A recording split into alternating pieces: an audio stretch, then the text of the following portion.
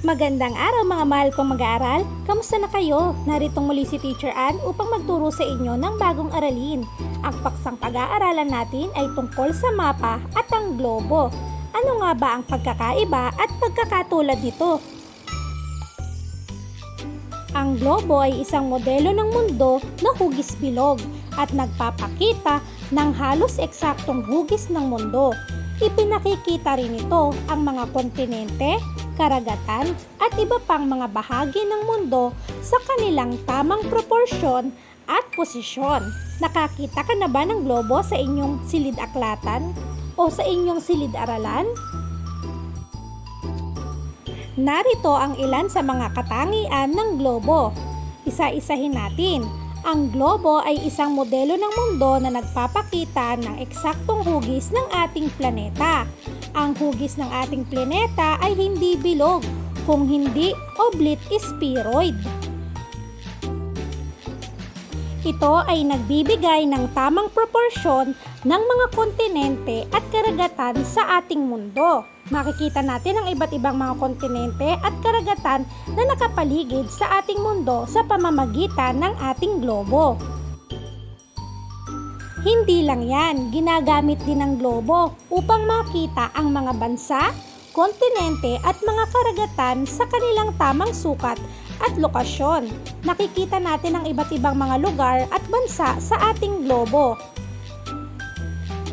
Isa pa, ang globo ay nagbibigay ng mas tumpak na paglalarawan ng distansya at direksyon ng mga bansa kumpara sa mapa dahil almost the same siya sa totoong actual na hugis ng mundo natin. Ano naman ang ibig sabihin ng mapa? Nakakita ka na ba ng mapa? Kapag sinabi naman nating mapa, ito ay patag na paglalarawan ng mundo o isang lugar na ipapakita sa mapa ang mga kalupaan, katubigan at hanggahan ng isang lugar, kagaya ng nasa halimbawang picture. O kung nanonood ka ng Dora the Explorer, di ba gumagamit sila ng mapa? Sa katunayan, mas madalas gamitin ang mapa sa pagtukoy sa direksyon at kinaroroonan ng lugar dahil madali lamang itong dalhin dahil sapagkat ito ay patag at hindi takaw space. Makikita natin sa mapa ang patag na representasyon ng isang lugar.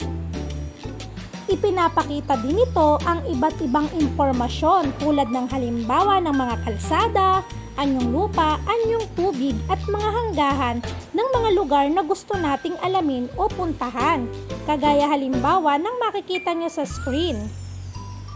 May iba't ibang uri din ng mapa, depende sa layunin nito, tulad halimbawa, mapa ng kalsada, mapa ng heograpiya, mapang politikal, at mapa na tumutukoy sa klima.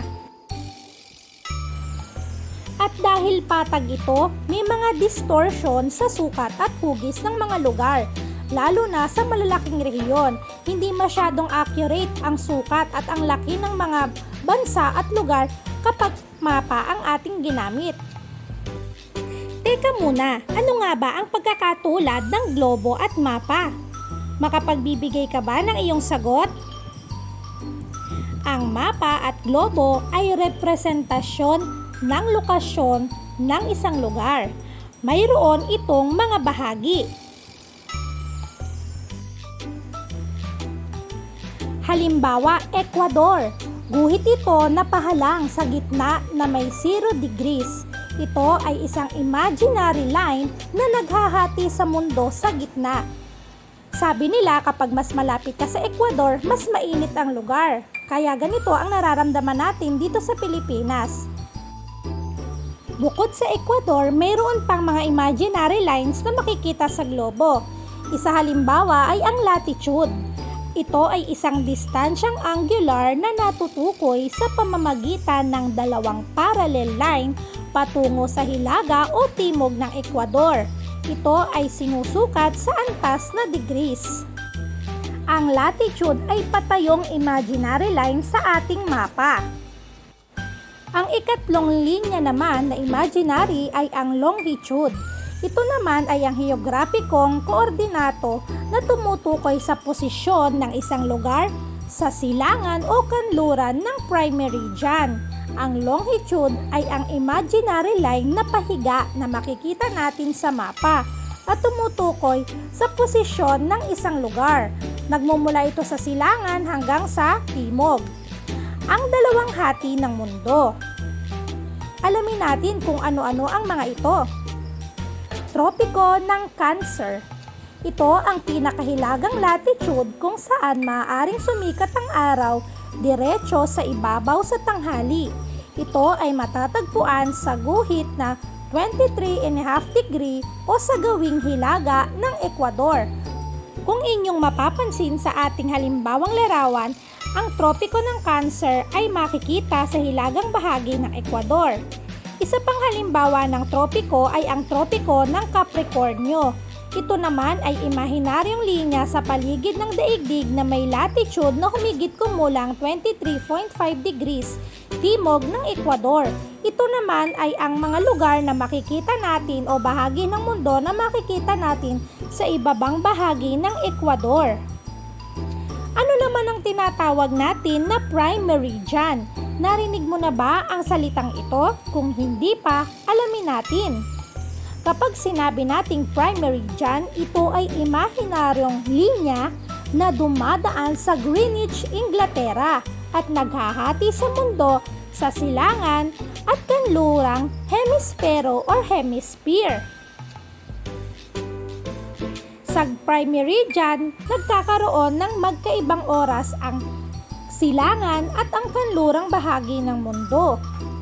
Dito daw nagtatagpo ang pag-ikot ng mundo. Para sa karagdagang impormasyon, sagutin natin ang gawain. Ibigay ang mga guhit o bahagi ng globo.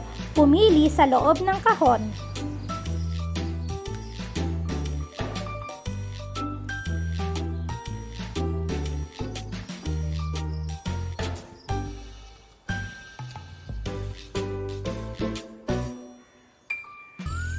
At dito nagtatapos ang ating aralin sa araw na ito. Maraming salamat sa inyong pakikinig. Muli ako ang inyong learning buddy, Teacher Ann Alfaro. Hanggang sa mga susunod nating pag-aaral. See you next time, kids!